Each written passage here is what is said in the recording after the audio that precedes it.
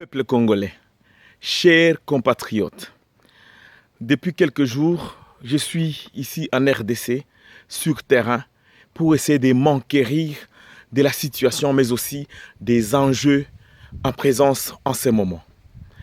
Je suis en train de me rendre compte que le peuple congolais est trompé.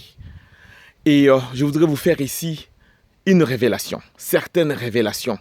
Peut-être que vous savez déjà de quoi il s'agit, mais je voudrais ouvrir ma bouche pour, n'est-ce pas, essayer de dénoncer une sorte de conspiration contre le peuple congolais et contre l'État congolais.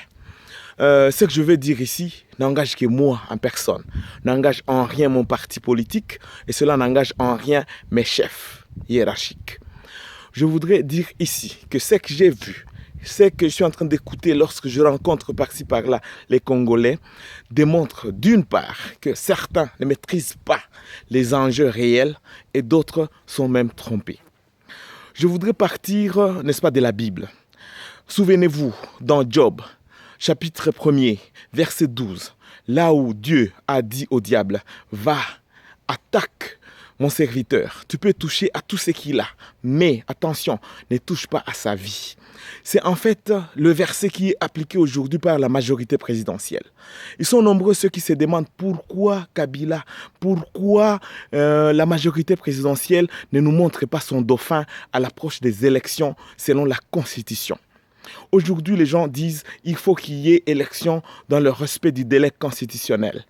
Mais pourquoi on ne veut pas nous dire qu'il y aura élection ou pas? Mais en même temps, nous voyons qu'il y a une certaine stratégie, des cabales, des histoires qui sont fabriquées par-ci par-là, non seulement pour qu'il n'y ait pas élection dans le délai constitutionnel, mais aussi, même s'il y a élection dans le délai constitutionnel, nous savons déjà ce qui est en train de se fomenter.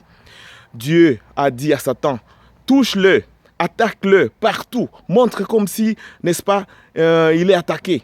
Et en dernier ressort, il ne faut pas toucher à sa vie. Et c'est ce qui est en train de se passer aujourd'hui. Vous vous demandez quel est le dauphin de la majorité présidentielle. Moi, je sais. Le dauphin de la majorité présidentielle est déjà choisi. Je ne vais pas citer son nom, mais essayez d'étudier ce qui se passe. Voyez tout ce qui se fomente depuis une année. Vous allez comprendre que le dauphin de la majorité présidentielle est déjà là. On essaie seulement de nous montrer autre chose. Et les stratégies ont été utilisées par certaines personnalités de haute carrure dans la majorité présidentielle pour, n'est-ce pas, nous montrer, n'est-ce pas, pour essayer de fomenter notre coup et nous cacher le vrai dauphin de la majorité présidentielle. Ouvrez les yeux, des grands yeux, ouvrez les oreilles, les bonnes, et vous allez découvrir que les enjeux sur terrain sont terribles. Aujourd'hui, je voudrais attirer votre attention. Ne faites pas la bête. Essayez d'ouvrir les yeux et savoir effectivement qui est en train de jouer le jeu du peuple et qui est en train de jouer les jeux des Kabila.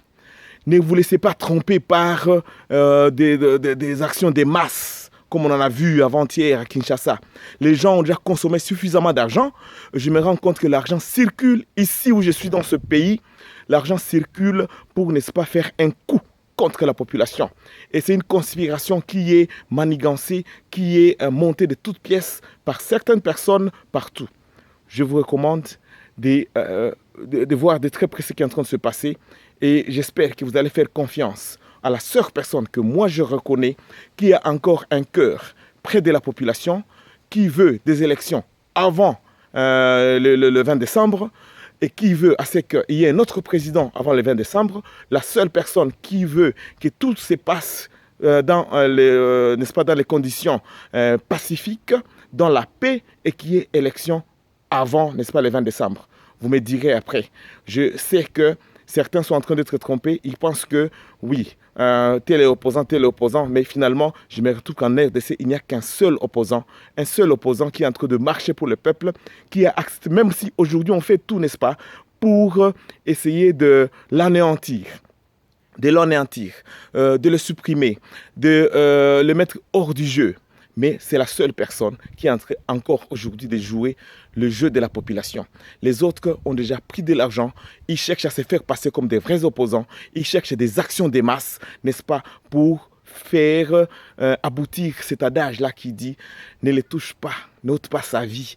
Il faut l'attaquer seulement pour faire semblant comme si c'est les vrais opposants. Et aujourd'hui, je me suis rendu compte que nous risquons d'être trompés. Merci.